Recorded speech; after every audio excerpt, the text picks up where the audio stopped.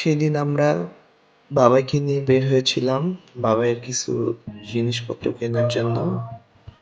বাবাইয়ের পটি করার পট, বাবাইয়ের feeding chair এগুলো কিনতে বের হয়েছিলাম। আমাদের বাসার কাছেই গুলশানের ডিসিসি মার্কেটটা, সেখানে চলে গিয়েছিলাম।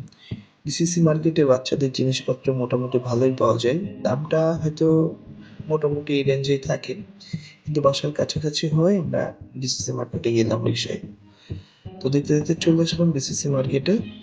ডিসিসি মার্কেটের উপর তলাতে মেনলি বাচ্চাদের জিনিসপত্রগুলো একটু বেশি থাকে। তো আমি, বাবাই আর বাবার মা আমরা দোকানে একটু ঘুরে দেখছিলাম কি কি পাওয়া যায়। এর মধ্যে বাবার ফিডিং চেয়ারের জন্য বাবার ট্রায়াল দেওয়া হচ্ছিল। এখানে কিছু ফিডিং চেয়ার দেখতেছি, বাবাইকে বসায় বসায় দেখতেছি কোনটায় বাবাই সেট হয়। বাবাই মজা পাচ্ছিল মনে হচ্ছে, সেও দেখছিল, কিন্তু সে ভয় পাচ্ছে না মজা পাচ্ছে সেটা একটা অতটা বোঝা যাচ্ছে না, তবে সে কোনো কান্নাকাটি করছিল না। এর মধ্যে আমরা আবার আসলাম তার পট দেখতে, পটি করার পটটা দেখতে আসলাম। তো পটি করার পট সে দেখছি করলো, এবং তাকে আমরা বলতেছি বাবা একটু ছবি তোলো ছবি তোলো, সেও হাসতেছে। এর মাঝে আমরা কিনে নিয়ে আসলাম বাবার আরো কিছু ছোট কিছু কসমেটিক্স ছিল, সেগুলো কিনে নিয়ে আসলাম।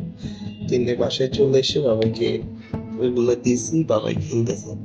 এর মধ্যে বাবা এবার ট্রায়াল দেওয়া শুরু করছে কিভাবে বডি করার পরটা বসবে, এবং আমার মনে হচ্ছে সে মজাই পাচ্ছে বডি করার পরে।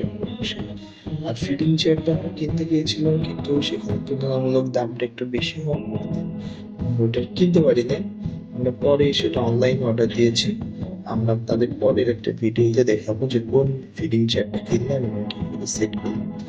ধন্যবাদ সবাইকে।